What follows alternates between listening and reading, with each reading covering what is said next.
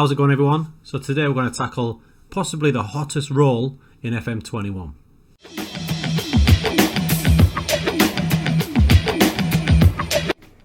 Now this is a role that I hardly ever saw in FM20, and because it's becoming more prominent in real life, people have been experimenting it in FM21 to great effect.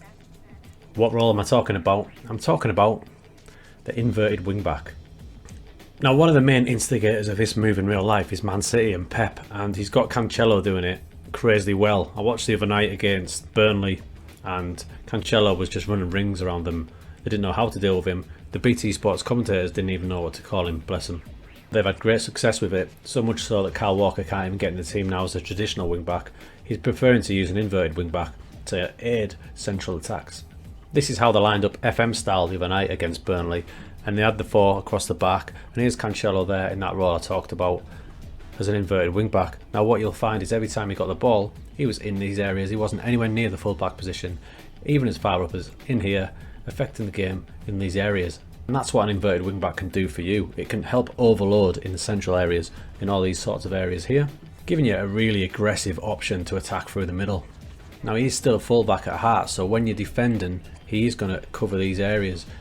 Obviously, sometimes he may get caught out if he's up the pitch here and you lose the ball. That's where other positions, such as this one here where Roger was playing, come in pretty handy. Now City can get away with it to an extent because they're such an aggressive possession-based team that they're not going to lose the ball as often as your or my team may. That's why they can get away with having Mahrez here. Not the most hard-working defensive winger on that side, is he? But for us, we might need someone a little bit more disciplined to help out just in case we lose the ball and our inverted wing back is caught in one of these areas.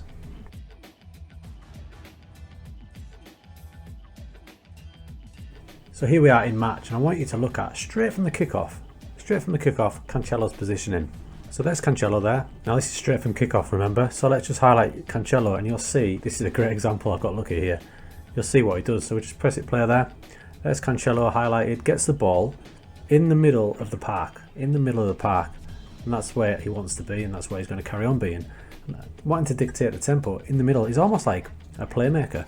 Lays it off to Sterling, but then what does he do? A traditional fullback may come down here for the overlap, down here from Mahrez, but Cancelo carries on his run, keeps going, pause it there, look where he is, on the edge of the box, like an attacking midfielder. It's a mad role. Now as we play it on a bit further, Sterling gets in the box. Who's in the box waiting for the ball? Cancelo is in the box, basically like an attacking midfielder, stroke striker. Okay, attacking throw-in for us. Now a traditional fullback stroke wing-back would most likely be somewhere down here, looking for the ball, or if he's on defence duty, he'll be on here next to your centre-backs. Cancelo is that man, on the edge of the box, ready and willing. Let's play it on, let's see what he does. Gundogan to Sterling. He's still hovering there on the edge of the box. Sterling gets it to Gundogan. Now he's made a break into the box. The move falls flat, but you can see his attacking intentions. A common misconception is that they don't cover any of the area down the side that they're on, but as you can see here, Cancelo is about to take a throw. What you'll find is, once he's done his duties down there, he will then look to move back into the central areas, but he does still cover these areas too. So he takes the throw, sticks down the right hand side, you see, so he still will cross in if the opportunity is there and he finds himself out there, but when he chooses the better option of going infield and the ball comes back to City, you can see Cancelo here has made the move to go back inside rather than stay outside here like a normal fullback or wing-back would. Ball comes inside, he's edging closer and closer to the centre of the pitch. There he is, basically back in his central midfield role.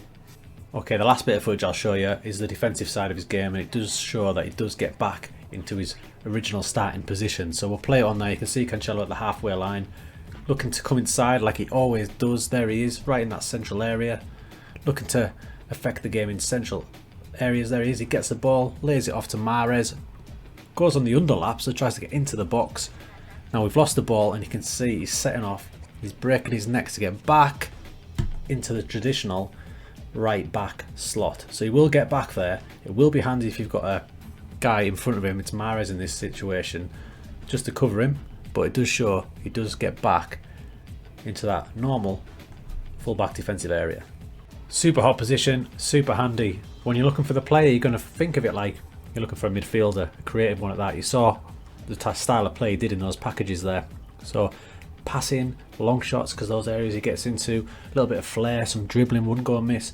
Don't forget the defensive side of his game as well, and because he's covering so much distance, you're going to need to have a little look at work rate, stamina and fitness as well.